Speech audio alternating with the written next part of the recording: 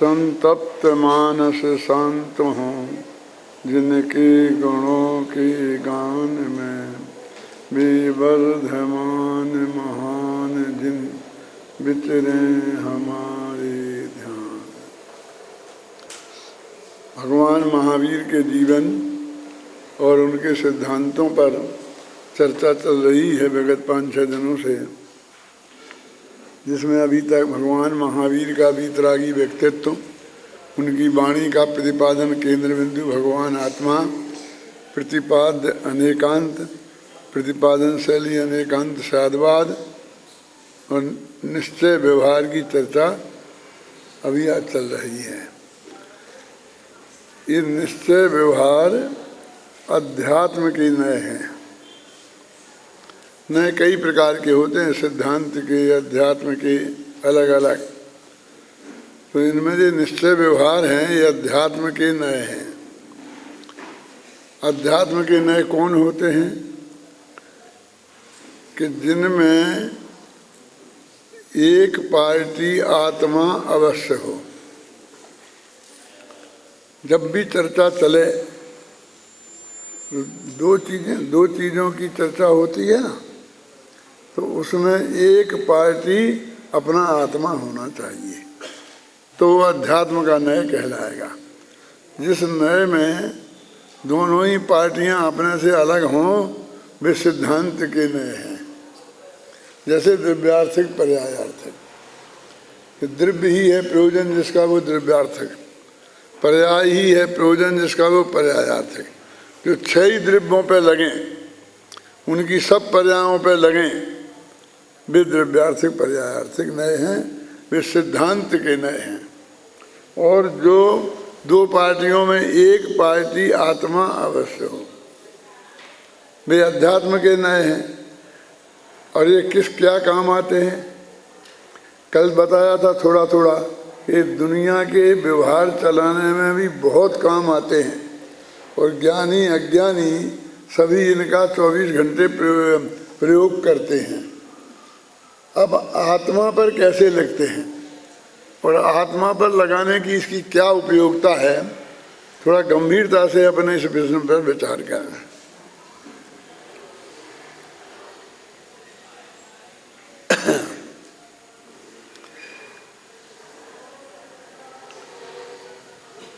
एक तो अपना आत्मा है, और दुनिया में जितने भी पदार्थ हैं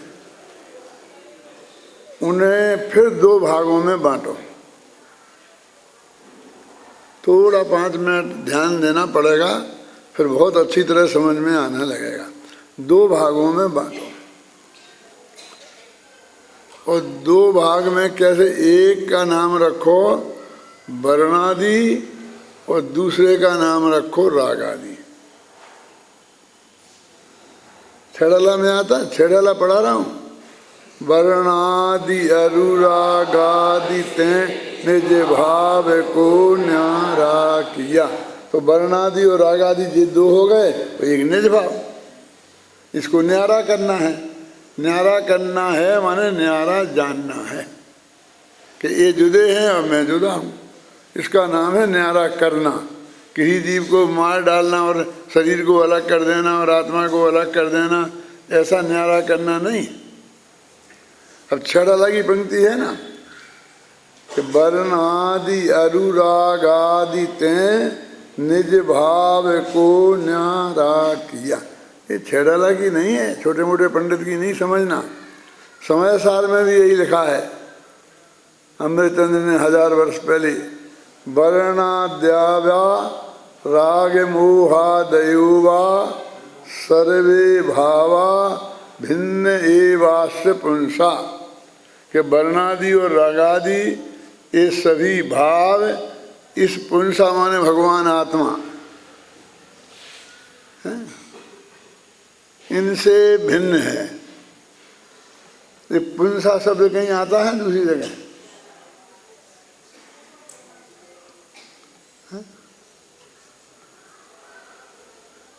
तुम्हारी पूजन में आता है, पुंसत्व गमाया पर पुरवर उसके छल को ना पहचाना। आता है क्या नहीं आता? पुष्प का छंद है, वो काम बाण विध्वंस नाय उंगली के साथ में आता है। तो उसमें काम बाण जो काम से संपन्न होते हैं वे अपने को पुरुष समझते हैं, वे अपने को पुरुषार्थी समझते हैं, पौरुष से संपन्न समझते हैं। वे कहते हैं असली पुंसत्व तो अपने भगवान आत्मा को जानना पहचानना, उसमें जमना रमना है। तो मैंने पुंसत्व गमाया, मैंने अपने भगवान आत्मा के पहचान का जो पुरुषार्थ था वो गमा दिया, है ना, और काम के बस हो गया। ये सन 56 में लिखी थी मैंने पूजन, उसमें ये शब्द का प्रयोग किया था अनेकांत हैं। 56 में कितने वर्ष का होऊंगा, है अंदाजा? 21 वर्ष का था, क्योंकि 35 का जन्म है, 21 हुआ तब मैंने ये पूजन लिखी थी और उसमें इस शब्द का प्रयोग किया था, हैं, पुंसत्व गमाया ही प्रभुवर, उसके छल को ना पहचाना, है? और उसका प्रमाण है पुष्प बाण ला करके प्रभुवर भेंट किया। कई दफे बोला होगा ना, क्या है, क्या कह रहे हो? क्या मैंने पुरुषत्व को गमाया है, मैंने काम बाण को नष्ट किया है, कि मैंने कुछ किया है, ये बता रहे। तो हे प्रभुवर, उसका मैं आपकी अदालत में प्रमाण पेश कर रहा हूँ। देखा ना, उसका प्रमाण यह पुष्प बाण ला करके प्रभुवर भेंट किया। ये तो हिंदी का छंद है और तुम पंडित लोग हो, इसका अर्थ तो बिल्कुल जल्दी आना चाहिए ना। भाषा के भी विशेषज्ञ हो और दर्शन के भी विशेषज्ञ हो। आप जानते हैं काम नाम का जो देवता है, उसकी जो बाण है वो फूल को माना जाता है। पुष्प बाण ये फूल हैं, माने कामोत्पादक सबसे ज्यादा पुष्प होते हैं, उनकी गंध होती है। तो कहते हैं कि मैंने उसे काम देवता को मार डाला। क्या व्हाट इज द प्रूफ, क्या प्रमाण है कि ये उसका जो पुष्प बाण था मैं उससे छीन के और ले आया कि ये है देखो काम। जब मैं उसके हथियार ही छीन लाया तो उसकी क्या दशा होगी, उसकी कल्पना आप कर सकते हो। ये कल्पना मैंने 21 वर्ष की उम्र में की थी। उसका प्रमाण यह पुष्प बाण ला करके प्रभुवर भेंट किया। तुम्हारे सामने जो मैं फूल चढ़ा रहा हूँ ये क्या है, मुझे क्या जरूरत है फूलों की? ये तो काम देवता का बाण है कि हाँ साहब, यही तो मैं आपसे कह रहा हूँ कि मैं उससे छीन कर लाया हूँ, उसे काबू में करके और इस बाण को छीन के आपके सामने लाया हूँ कि मैंने काम पर विजय प्राप्त की है, कि मैं काम पर विजय प्राप्त करना चाहता हूँ। तुम पूरा छंद बोलो तो फिर ख्याल में आ जाएगा। है किसी को याद? हैं? देख के ही बता दो क्या है।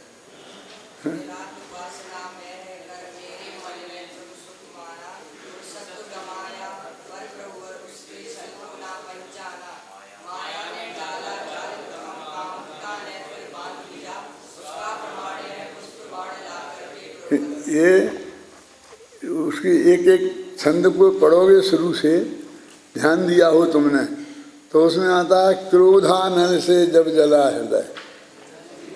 तो पहली कसाय आ गई, लेकिन ये चंदन वाले मामले में है। तो जल को क्या किया? तो मिथ्यामल धोने आया हूँ।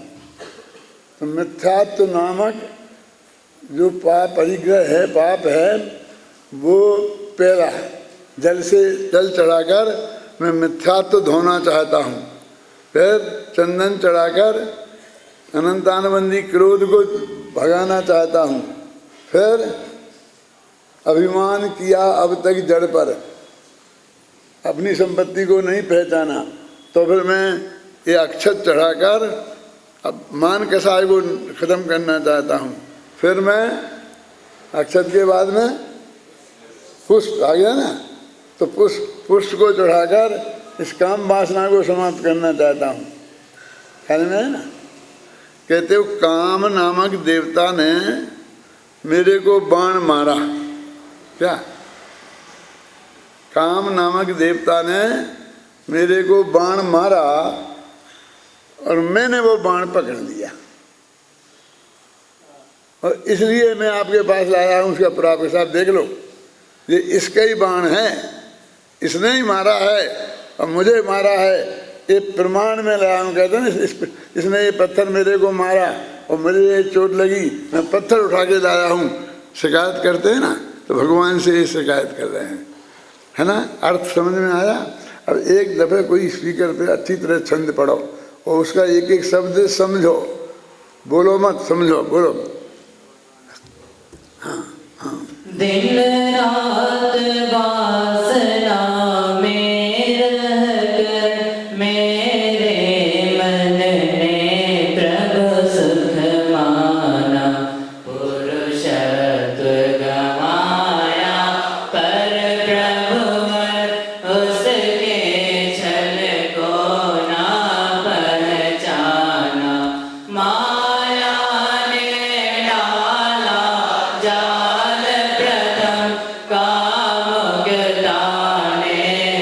फिर बांध लिया उसका प्रमाण। यह पुष्प बाण ला करके प्रभुवर भेंट किया। सोचा था कभी अभिनंदनी कि इसका ये अर्थ होगा? देखो, क्रोध मान माया, वहाँ क्रोध से क्रम चल रहा था। सबसे पहले मिथ्यात्व, फिर क्रोध, फिर मान, फिर माया, है ना? तो अब माया के बाद लोभ आना चाहिए था, और वहाँ तो काम आ रहा है। तो माया ने डाला जाल प्रथम और कामुकता ने फिर बांध लिया। मेरी ये दुर्दशा की इन कसायों ने कि माया ने मुझे फंसाया और कामुकता ने फिर बांध लिया, और उसका प्रमाण यह है पुष्पबाण ला करके प्रभुवर भेंट किया। यानी उसमें आप एक क्रमिक विकास देखोगे तो भी मिलेगा वो। अभी उसे बहुत सोच समझकर पढ़ने की ज़रूरत है और उसका अर्थ समझने की ज़रूरत है।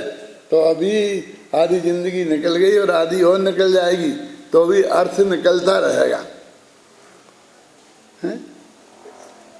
सभी में ऐसा अर्थ भरा है, ख्याल में ना? अभी अपनी बात चल रही थी कि अध्यात्म में एक तरफ होना चाहिए आत्मा और दूसरी तरफ होना चाहिए कोई दूसरी पार्टी। तो वो दूसरी पार्टी कौन है? कि वो बहुत हैं, 29 हैं। अब घबराया, 29 का नाम बताओगे और फिर याद कराओगे? अपना आत्मा एक तरफ और दूसरी तरफ कौन? 29 पार्टियां हैं, 29 तो नहीं होंगी यहाँ, तो कोई चिंता की बात नहीं है। 29 को 2 में बांट देते हैं। लोग तो ऐसा करते हैं कि 2 को 29 में बांटते हैं, अपन यहाँ उल्टा करते हैं। 29 को 2 में कैसे बांटेंगे? वर्णादि 20 और रागादि 9। राग, द्वेष, क्रोध, मान, माया, ये 9, और वर्णादि रूप, रस, गंध, स्पर्श, ये सब ये 8 मिला करके 20 और 9 29। तो 29 प्रकार के पर पदार्थ हैं। मैं जानता हूँ, जो मैं समझाने की कोशिश कर रहा हूँ, आप घबरा रहे होंगे कि बहुत बड़ा जंजाल है। ये नहीं है, बहुत सरल है। सरल कर रहा हूँ मैं कि 29 प्रकार के पर पदार्थ हैं। इसमें स्त्री, पुत्र, मकान, जायदाद, रुपया, पैसा, नगर, देश, गांव, राग, देश, मोह, क्रोध, मान, माया, लोभ, ये सब आ जाते हैं। तो 2 कह लो पहले का नाम क्या? वर्णादि, और दूसरे का नाम क्या? रागादि। और 29 गिन लो। एक तरफ जे 29 माने 2, और एक तरफ अपना आत्मा। अब इनमें ये मिक्सचर हो रहा है। 29 जे और एक आत्मा, 30 हो गए। अब 30 चीजों को खूब घूंट घूंट के पीट पीट के एकदम पानी बना दिया है, एक मिला दिया है। अब तुमसे कहते बताओ इसमें क्या क्या है, और उससे अलग तुम कौन हो, क्या है क्या है। अब वो अलग अलग रखी हो गई, ये काली मिर्च ये फलाना तो दिख जाए। अब वो एकदम चूरन है और घोंट के बना दिया है बिल्कुल, तो वो पता लगाना बहुत कठिन है ना। लेकिन होशियार आदमी ऐसा एक बूंद डालते हैं और कहते थे नमक ज़्यादा है। बोल देते कि नहीं बोल देते? जितना चाहिए था उससे नमक ज़्यादा है। तो ऐसे ही तुम्हें इतनी सब चीज़ों के मिक्सचर में समझ लो, उस मिक्सचर का नाम क्या है? मनुष्य। उस मिक्सचर का नाम क्या है? पंडित हुकुमचंद। समझ गए? ये जो दिख रहा है पिंड वो मिक्सचर है, ये मैं नहीं हूँ। कौन है? वो 30 चीज़ों का मिक्सचर है। अब हमें वो 30 चीज़ें अलग अलग करना है, और 29 को एक तरफ रखना है, और एक अपने आत्मा को एक तरफ रखना है। ऐसे 2 हिस्से करने हैं। कहाँ करना है? सिर्फ ज्ञान में। अकेले अब तुम्हारे ज्ञान में करना है, दुनिया में कहीं कुछ नहीं करना है। भोजनालय में जाके कुछ मत करने लगना। क्या?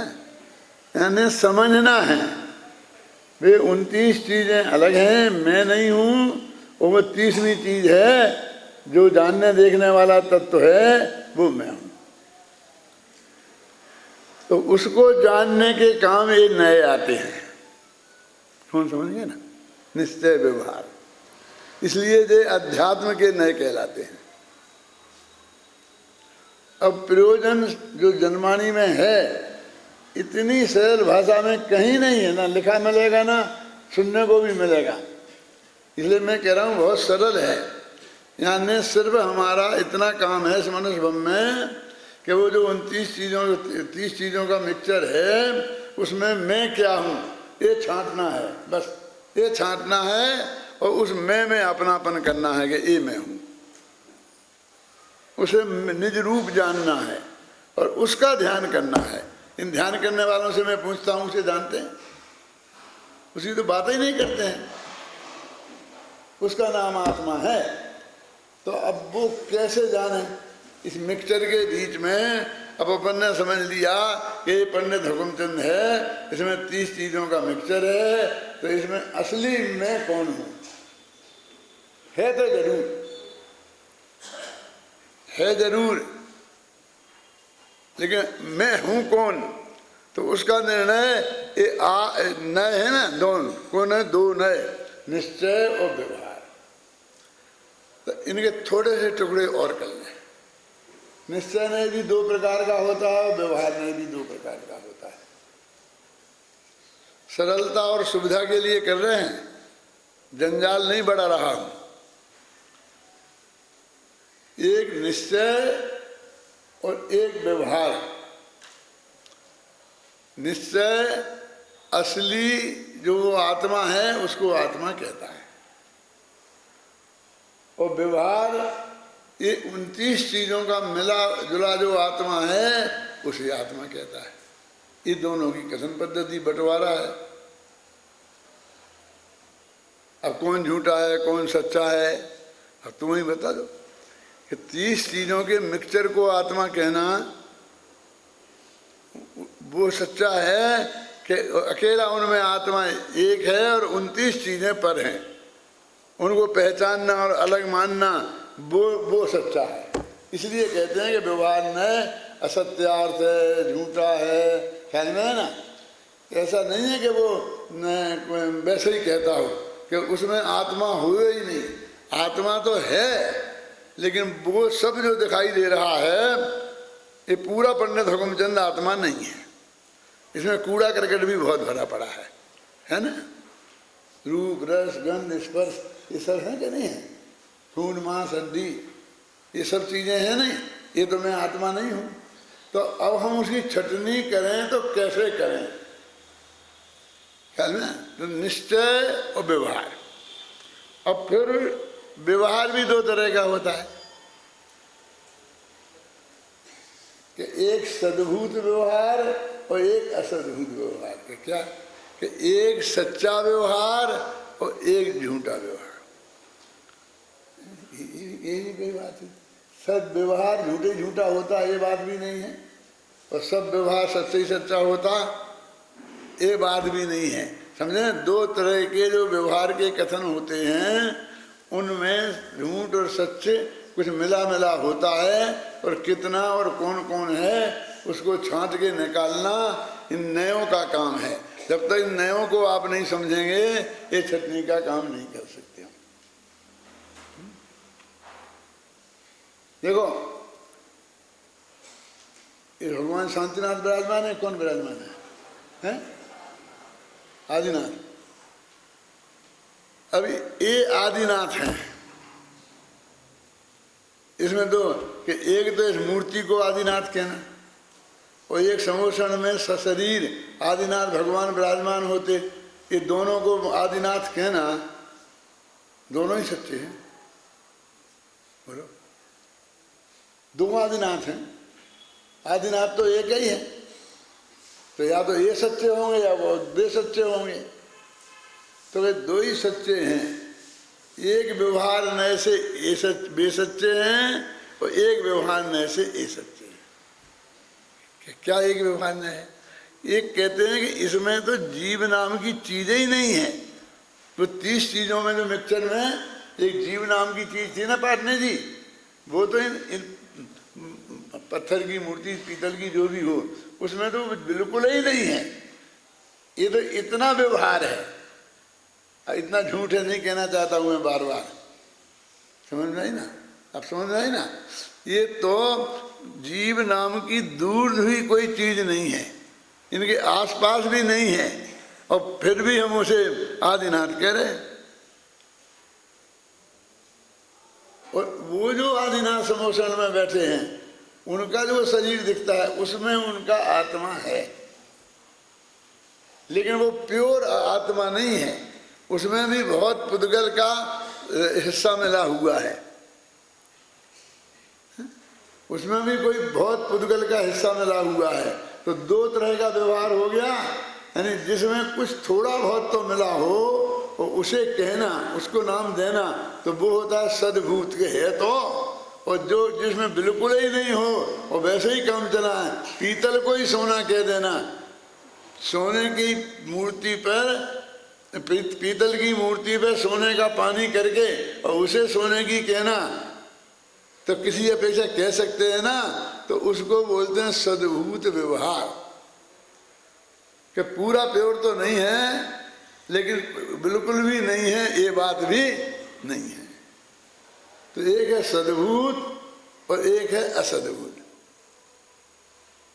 अब समझना ही है तो फिर थोड़े और देख लेते हैं। ये सद्भूत व्यवहार भी दो तरह का होता है, असद्भूत व्यवहार भी दो तरह का होता है। ये देखो ज्यादा मत बढ़ाओ, तुम तो बढ़ाते ही जा रहे धीरे धीरे। देखिए घबराओ नहीं, अब खत्म। क्या? एक उपचरित सद्भूत और एक अनुपचरित सद्भूत, एक दूर का सद्भूत और एक पास का सद्भूत। जैसे अपन कहते हैं ना कि हमारे भाई हैं, ये तो सगे भाई हैं, फिर ये माँ मेरे भाई हैं, क्यों? तो ये दूर के हो गए। फिर कहते हैं कि ये भी भाई हैं, कि कैसे? तो एक कहते हैं जरा और दूर के हैं, मेरे मामा के मामा के मामा के लड़का के लड़का के लड़का है, तो बहुत दूर के हो गए ना थोड़े, तो उसे कहते हैं उपचरित। समझ में है ना? जो और दूर के, तो इस तरह से भेद करके वो चार भेद हो गए। अब मैं चार भेदों के नाम बताता हूँ, तो आप ध्यान से सुनना। तो मेरी आगे की मेहनत जो भी 1-2 दिन में आपको पढ़ाऊंगा वो काम आएगी, नहीं तो नहीं आएगी काम। कैसे हो गए? उपचरित असद्भूत व्यवहार नय, अनुपचरित असद्भूत व्यवहार नय, उपचरित सद्भूत व्यवहार नय, अनुपचरित सद्भूत व्यवहार नय। 4 हो गए, 4 प्रकार के व्यवहार नए हो गए।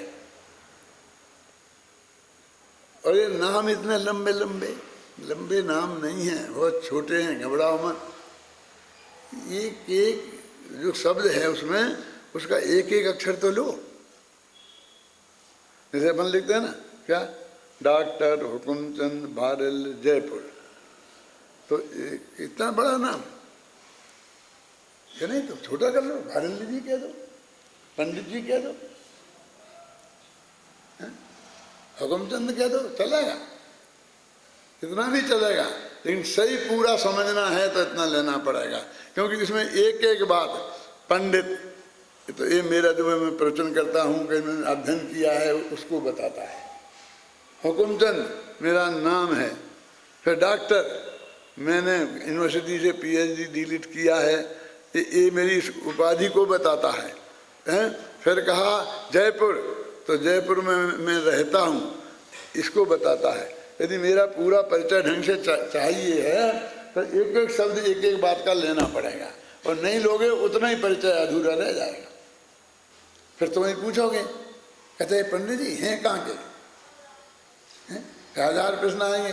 कोई कहेगा राजस्थान के, कोई कहेगा जयपुर के, कोई कहेगा बुंदेलखंड के। हाँ, पहले तो वहाँ रहते हैं, आजकल तो नहीं रहते। फिर लंबा चौड़ा काम फैल जाएगा। इसलिए तुम एक एक शब्द में एक एक चीज़ ले लो, और नहीं लो तो थोड़े से भी काम चलेगा। इन नयों के भी हम छोटे से नाम बता देंगे और उनसे भी काम चलेगा, लेकिन अपन तो इतना ही रखो, उपचरित असद्भूत व्यवहार और नए।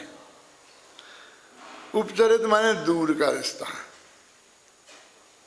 सद्भूत माने है कुछ ना कुछ माल है, व्यवहार माने कहा जाता है, और नए माने सम्यक ज्ञान का भेद है, वो कहने वाला जानने वाला।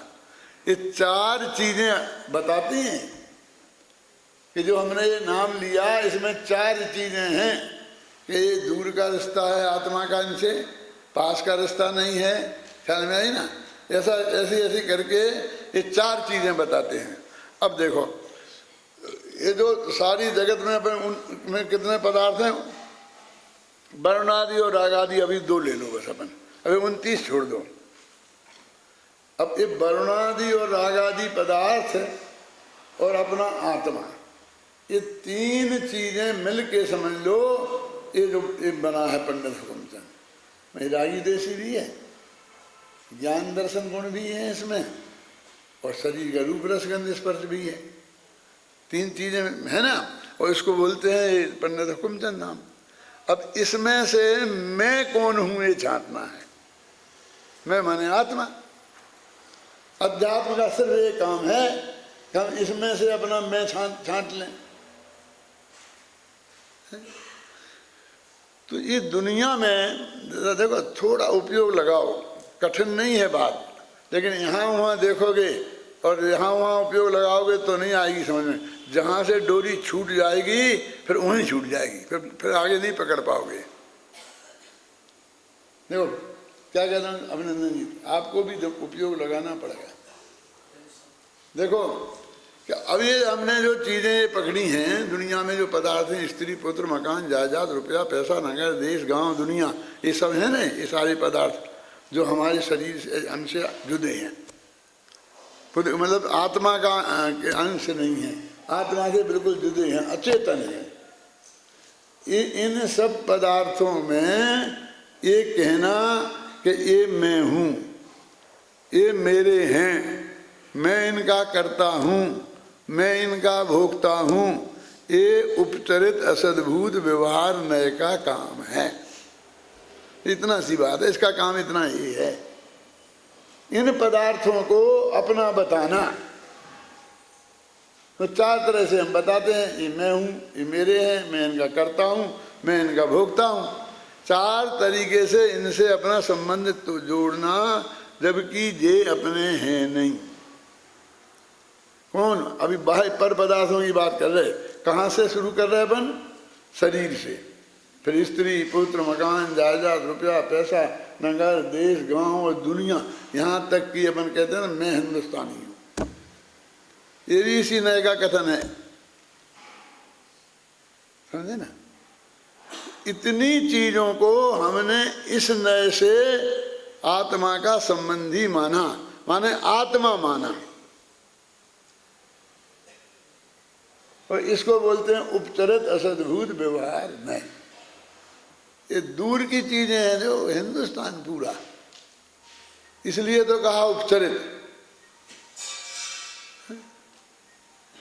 और ये अपनी कहीं जाती हैं, शास्त्रों में कहीं हैं, इसलिए कहा व्यवहार। और ये आत्मा में वास्तव में है नहीं, ये शरीर गोरे काला ये सब आत्मा नहीं है, इसलिए इसे कहता है असद्भूत। और ये सम्यक ज्ञान ने जाना है, इसलिए कहा जाता है नए। इसका पूरा नाम क्या हो गया? उपचरित असद्भूत व्यवहार नए। अकेला नाम हो गया, परिभाषा हो गई, वस्तु हो गई, सब हो गया।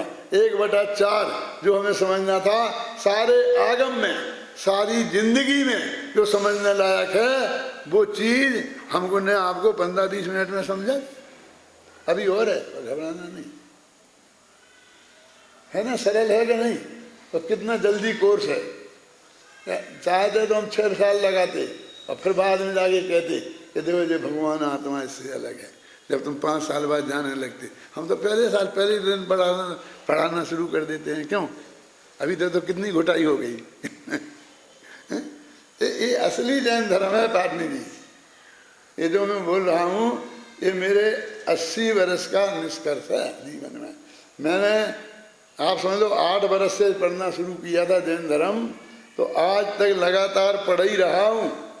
2-4 घंटे रोजाना पढ़ता ही हूँ, समझे ना।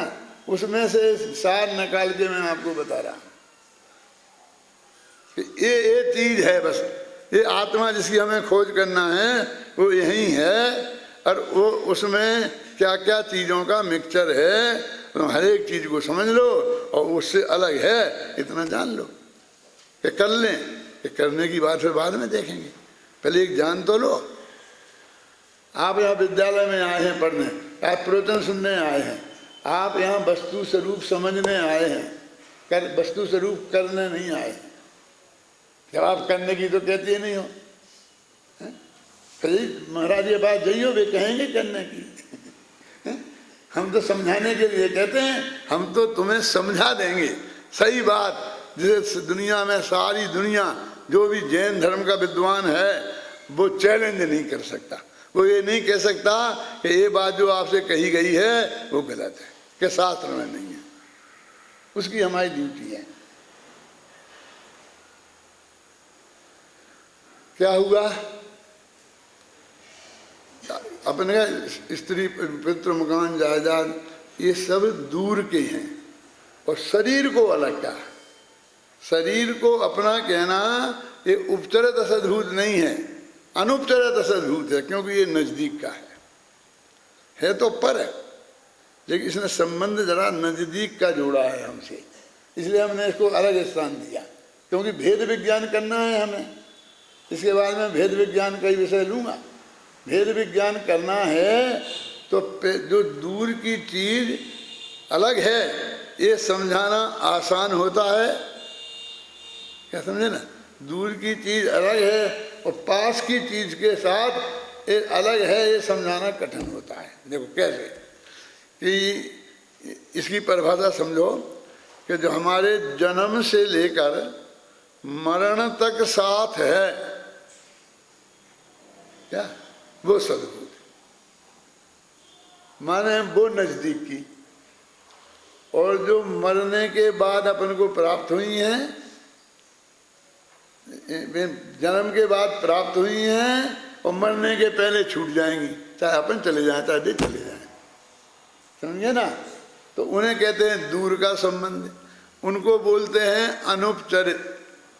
मान दूर का संबंध उपचरित और पास का संबंध अनुपचरित। तो पास का संबंध माने अब शरीर है तो जन्म से साथ लगा है और मरने के पहले तक रहेगा, तो इसमें भेद विज्ञान कठिन है। शरीर अलग है और आत्मा अलग है, ये हम करके नहीं बता सकते बच्चों को। ऐसा हो सकता है कि अपना पिताजी बम्बई चले जाएं और हम यहीं रह जाएं जयपुर में। ऐसा हो सकता है हम बम्बई चले जाएं और पिताजी यहीं रह जाएं। पत्नी भी जा सकती है,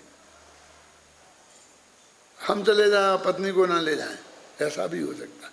तो जो जो चीज़ें मरने के पहले छूट सकती हैं, जिनसे तलाक हो सकता है, उनको दूर का संबंध रखा शास्त्र में, समझे ना। और जिनकी संबंध छूट, तलाक हो ही नहीं सकता, इस शरीर से तो तलाक मेरा हो ही नहीं सकता, तलाक हो गया मैंने मरना, क्यों? तो इसको उनने रखा है अनुपचरित असद्भूत व्यवहार न। अनुपचरित माने नजदीक का संबंध, सद्भूत माने असद्भूत माने संबंध वास्तव में है नहीं, और व्यवहार में, व्यवहार से कहा जाता है और जिनवाणी में कहा है, नयों में कहा है, इसलिए ज्ञान का भेद है, ज्ञान में जाना है। तो अपन कहाँ से लिया असद्भूत व्यवहार नय में? शरीर से लेके सारी दुनिया, इसको हमने एक ग्रुप में रखा और उनसे 4 प्रकार के संबंध हमने जो जोड़ रखे थे वो तोड़े। तोड़ना है वो हमें, ये समझना है कैसे संबंध है। कभी तो कहते हम ही हैं ये, उस शरीर को ही हमने मैं हूं। कौन के? मैं पंडित हुकुमचंद। ये कौन दिख रहा है? जरा टोपी लगाए, ये नहीं कहते कि क्या आत्मा, आत्मा नहीं कहते, वो शरीर ही को बताते हैं ना। तो हमारा शरीर का और आत्मा का एक संबंध है, और एक संबंध शरीर का और टोपी, आत्मा का और टोपी का है। बोलो दोनों में क्या फर्क है? तुम विद्यार्थी हो, बता सकते हो कि नहीं? मैं पहचानता नहीं इसलिए कह रहा हूं। तुम लोग तो बता सकते हो, बोलो बोलो। मुरैना विद्यालय फेल हो जाएगा।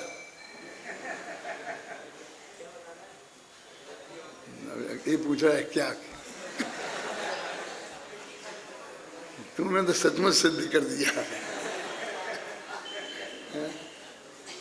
ये टोपी तो है कि जो मेरे मरने के पहले भी जा सकती है और आई भी बाद में थी, इसलिए इसका नाम था उपचरित असद्भूत व्यवहार में। और शरीर जो है वो जन्म से आया था और मरने के पहले तक जाएगा नहीं, इसलिए इसका नाम है अनुपचरित असद्भूत। अब समझ में आया कि नहीं आया? अब बताएगा, देखो समझना जरा, कठिन नहीं है, एक बच्चा बता सकता है। 1 घंटे में सबको मैं याद करा सकता हूँ, अकेला पढ़ा नहीं सकता हूँ, समझा नहीं सकता हूँ, लेकिन अभी तुम्हें साथ देना पड़ेगा। सामने वाला साथ नहीं देगा तो मैं क्या करूँगा? जैसे पूजा की अलग सुनते जाते हो, चले जाते हो और स्वाहा स्वाहा चढ़ाते जाते हो, ऐसा मेरे प्रवचन में भी करते जाओगे तो मैं क्या करूँगा? इनको तो थोड़ा सहयोग मिल जाता है, ये दूसरा पंडित बीच में वो बोल देता है 10 क्षण, जब तक थोड़ी झपकी ले लेते हैं। अपन को तो कोई ऐसा हो नहीं सकता कि हम 2 मिनट झपकी ले लें और आप उसको सुना दो। हमें कोई सुनाना पड़ेगा ना, पूरी बात अच्छी तरह समझ के हमको ही समझानी पड़ेगी कि नहीं? हमें तो पूरी तरह से जगता रहना ही पड़ेगा ना। तो अभी एक निपटा है, सुनो। कौन निपटा?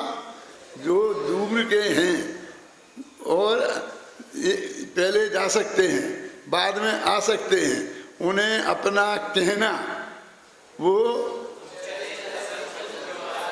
इतने लोगों को तो याद हो गया। देखो, उपचरित असद्भूत व्यवहार नय का कथन है। अब ये हमने ये सारी दुनिया को अपना कह दिया इस नए ने, स्त्री पुत्र मकान जायदाद सब। अब इसमें ही रहना है कि छोड़ना है? इसको लेके मोक्ष में जाओगे कि छोड़ के जाओगे? ले दौलत प्राण प्रिया को तुम मुक्ति ना जाने पाओगे, यदि एकाकी चल पड़े नहीं तो यहीं खड़े रह जाओगे। सोच लो, जब छोड़ के जाना है और ये न कितना ही सच्चा हो लेकिन जिसको छोड़ना ही है अब उसको सच्चा मान के क्या करें।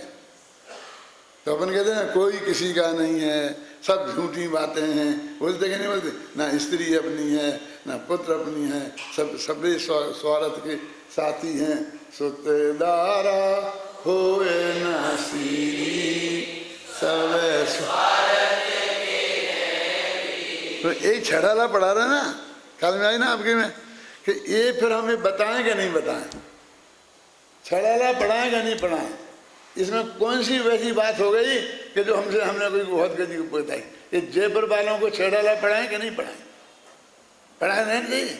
इसमें क्या गलती है बताओ, तुम किसी पंडित से पूछ लो, क्या कह लो। अब हम तो वो नए बता रहे हैं जिस छेड़ाला में जिस नए से ये बात कही है। क्या छेड़ाला में जिस नए से ये बात कही है वो बता रहे हैं कि उसका नाम उपचरित असद्भूत व्यवहार नए है, और उसको हे माने छोड़ने लायक इसलिए कहते हैं क्योंकि उसे साथ में रखकर कोई मोक्ष में जाने वाला नहीं है। इसी का नाम है और इसी का नाम उसका झूठापन है। ये कहने है तो बात पक्की सच्ची, ये बच्चा है तो अपना ही, बेत है तो अपना ही, लेकिन छोड़ना पड़ेगा। कैसे छोड़ना पड़ेगा? जिस नए से वो अपना है उस नए से तो हमें मिलना ही चाहिए ना। उस नए को इनकार करो पहले, उस नए को हे मानो, तब उसे छोड़ने लायक कह सकते हो। क्यों? ये पैसा छोड़ने लायक है कि नहीं है? हाँ नहीं नहीं छोड़ने लायक तो है। ये छोड़ोगे क्या नहीं? वो तो ठीक है। दो पंडित जी है ना, एक पंडित जी कहते हैं कि विधान कराओ बढ़िया पैसा मिलेगा, दूसरे पंडित जी आगे कहते हैं कि पैसा नहीं मिलेगा। अब क्या करें, किसकी माने? तुम्हें जिसकी अच्छी लगे वो मान लो, कि हमें तो वही अच्छी लगती है। मेरे कहने का अर्थ ये है भाई, तुम मानना है जो मानते रहना, लेकिन एक दफे समझ तो लो कि वस्तु स्थिति क्या है, वास्तविकता क्या है ना। अभी दूसरा, अब शरीर को अपना कहने वाला क्यों उपचय, तो शरीर अलग है और आत्मा क्यों कि शरीर आँख से दिखाई देता है और आँख से रूप दिखाई देता है, और रूप पुद्गल में होता है, जीव में नहीं होता है। ख्याल में है ना? ये इंद्रियों से ग्राही है। ये शरीर आत्मा आँख से नहीं दिखाई देता और शरीर दिखाई देता है, तो ये मैं नहीं हो सकता। मैं तो देखने वाला तत्व हूँ, वही तो देखता ही नहीं है। देखते तो हैं हम, अरे तुम नहीं देखते, तुम्हारे पीछे बैठा आत्मा देखता है। ये चश्मा तो नहीं देखता ना, अपनी आंखें देखती है ना चश्मा। अरे ये आंखें भी ऐसा ही एक चश्मा है जिसके पीछे बैठा आत्मा देखता है। हैं? जैसे हमारी आंख में ऐसी कमजोरी है कि बिना चश्मा के नहीं देख सकती, ऐसे इस आत्मा में भी वर्तमान में ऐसी कमजोरी है कि बिना आंख के नहीं देख सकती, लेकिन देखती तो आत्मा ही है। तो वो कहते हैं कि शरीर को हम एक कहते, अब हमने यहाँ क्या किया कि भगवान की मूर्ति, तो शरीर तो है नहीं, तो शरीर के आकार का पत्थर हमने रखा है। घबराना नहीं, मैं वस्तु स्वरूप समझा रहा हूँ, मैं मूर्ति को पत्थर नहीं कह रहा हूँ, है ना। अपने यहाँ स्थापना निक्षेप है, पंच कल्याणक होते हैं, उस मूर्ति पूज्य होती है, वो सब मैं मानता हूँ, उल्टा नहीं समझना। लेकिन अभी वस्तु तो समझनी पड़ेगी ना कि वो जो मूर्ति पत्थर की है उसमें आँख भी है, और श्वेतांबर लोग तो ऊपर से एक आँख और लगा देते हैं। लेकिन ना ये दिगंबरों के भगवान देखते हैं और ना वे श्वेतांबरों के देखते हैं, उनसे किसी दोनों को ही कुछ दिखाई नहीं देता है। क्यों? क्योंकि देखने वाला तो गायब है पीछे से। हमने मंत्रों से डाल दिया है, तुम्हारे मंत्रों से नहीं चलता। क्यों? देखने लग जाए? नहीं देखेगी, वो प्रतिष्ठित मूर्ति है। तो अपन ये कहेंगे वे कौन से नए से पारसनाथ भगवान हैं, बताओ। अब नए लगाओ तुम अपना, झूठ तो है नहीं, तो सच्चा है तो कौन से नए से हैं? संजीव है, संजीव गोधा, जरा देख लेना ये तुम्हारे विद्यार्थियों को। ये क्या है बोलो, कौन से नए से है? मालूम दूर का है कि साथ पास का? बोलो, शरीर जैसा जन्म मरण का साथी है कि नहीं है? देख लो, नहीं है। तो जैसे ये किताब, जैसी वो मूर्ति है, जैसे स्त्री पुत्र आदि मकान जायदाद रुपया पैसा हैं, जैसे वे हमारे हैं, ऐसे ही हमारे पार्श्वनाथ भगवान हमारे हैं। अब जैसे वे नहीं हैं तो उसी नए से ये भी नहीं है। तो ये समझाएं कि नहीं समझाएं? क्यों कि ये समझाएं कि ये देखो ये जीव हैं, क्योंकि ये पारसनाथ हैं और पारसनाथ मनुष्य गति के हुए थे, इसलिए मनुष्य गति के जीव हैं और इन्हें केवल ज्ञान हुआ था, केवल ज्ञान कल्याण के दिन, कि ये समझाएं। बोलो अभिनंदन जी, आपकी आज्ञा में है, हम क्या समझाएं? ये समझाएं कि ये पत्थर की मूर्ति है, संगमरमर की बनी है, हमने अपने सामने देखी है, हम वहाँ से लाए हैं और फिर हमने इसमें स्थापना नए से वो प्रतिष्ठित की है, इसलिए ये पारसनाथ बन गई और हमारे यहाँ पूज्य मानी गई है। आप समझ गए ना? ये पूरी बात समझाएं कि नहीं समझाएं? लेकिन नहीं समझा सकते। मैं तो सचमुच जब 6 वर्ष का था तो मैं मंदिर से लौट के घर आया तो एक घर में एक बुढ़ी अम्मा थी और मैं बच्चों से ही बात कर रहा था। तो मैं कह रहा था कि वो कहते भगवान भगवान। मैं कहाँ है भगवान? पत्थर की मूर्ति बैठी है। ये मैंने कहा वो 6 वर्ष की उम्र में, मुझे किसी ने सिखाया नहीं था, अब आए कहीं से? तो वो बुढ़ी अम्मा सुन रही थी कि क्या कहा क्या कहा। तो ये कहा तो एकदम पकड़ के ले आए लड़का मेरे में कि ये ऐसा कहता है कि भगवान नहीं है। तो मैंने कहा इसमें क्या गलत कहता हूँ, ये मूर्ति है भगवान की। उस अम्मा ने इतना हल्ला किया कि मैं तो घबरा गया। सारी समाज इकट्ठी हो गई, क्या हो गया क्या होगा। अब मैंने कहा आज अपनी पिटाई हुई तो मैं तो जाके छिप गया जंगल में एक पुड़िया के नीचे और 4 से 8 घंटे छिपा रहा। लोग ढूंढते रहे लेकिन मिला नहीं। क्यों कि इतना वातावरण मेरे विरुद्ध बन गया था।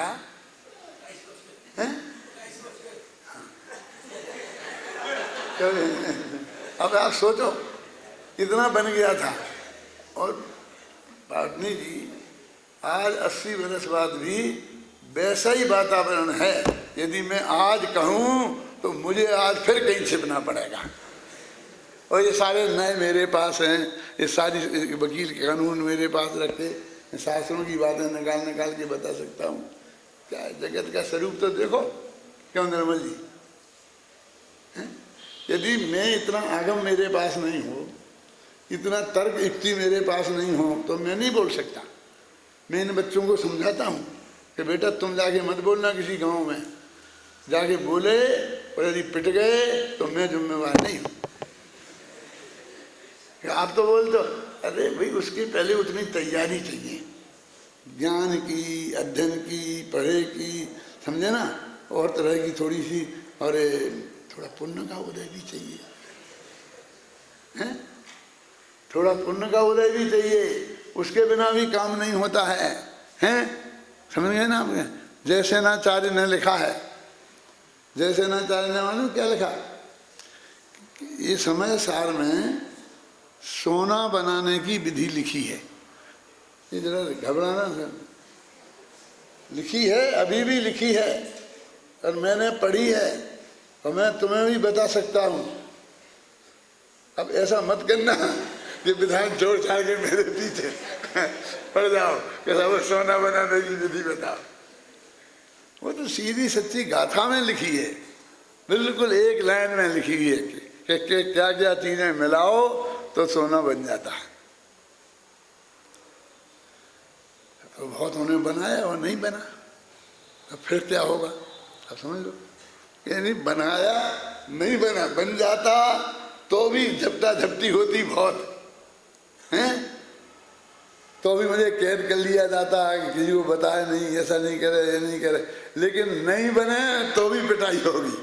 इसलिए वो सोने की विधि तुम उसी में लिखी रहने देना, बताना मत है, समझे ना है? तो फिर उनने लिखी अमरचंद्राचार्य ने कि भाई ये चीज़ मैंने कुछ चीज़ें और उसमें जोड़ने की कोशिश करी, क्यों उनसे तो बनी नहीं है? और उन्होंने कहा कि फलाना उचित मंत्र के साथ ऐसा करके दिया।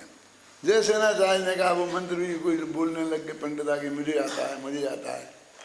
तो उन्होंने अंत में लिख दी कि ये चीज़ें और पुण्य का उदय, थोड़ा सा वो डालो और फिर बन जाए। ऐसा लिख दिया क्लियर है कि यदि ऐसी करो और थोड़ा पुण्य का उदय हो तो ये सब मिलके सोना बन जाता है ना? तो मेरे कहने का अर्थ है कि यही नए से बने, प्रतिष्ठाएं भी इसी नयों से होती हैं। वही विधि है पूज्य की। तो वैसे तो हम भी पूजते ही हैं, पूजा करते हैं। तुमने तो पूजा करते हो, हमने तो लिखी है भाई साहब।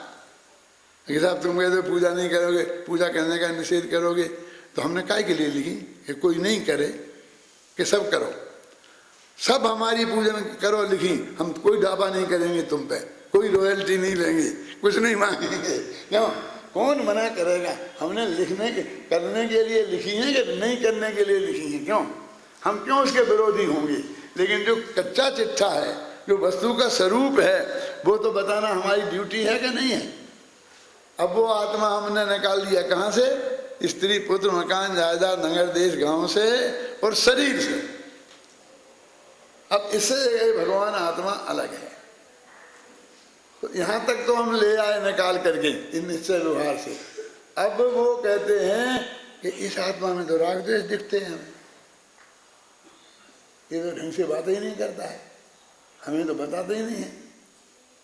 तो आत्मा में राग द्वेष है कि नहीं है? ये बात कल